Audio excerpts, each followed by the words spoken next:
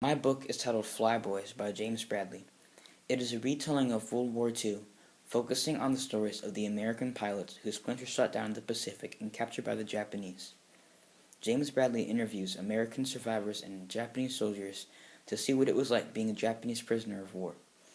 The book starts off giving background information about the pilots in the war.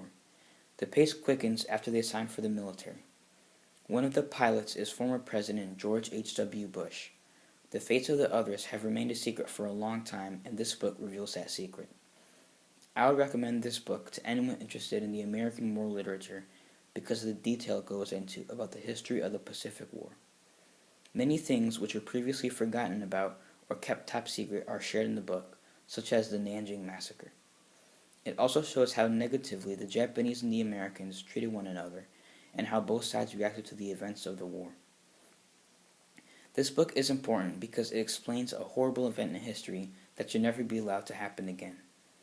Many terrible events occurred, such as the Nanjing Massacre, the Bataan Death March, and the bombings of Hiroshima and Nagasaki. It also displays the values of bravery from the pilots to enlist the Army. They chose to go into the Army, even though it might cost them their life. No one forced them to risk their lives for their country, but they still did.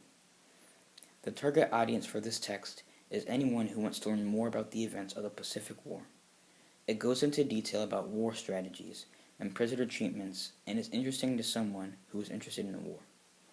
It can also be a good book to just about anyone because of the values of sacrifice and fearlessness. This book can be compared to Night by Elie Wiesel. Both books talk about terrible things that happen to humans with the purpose of letting people know about them so that they shouldn't happen again. They also both involve two different races abusing each other.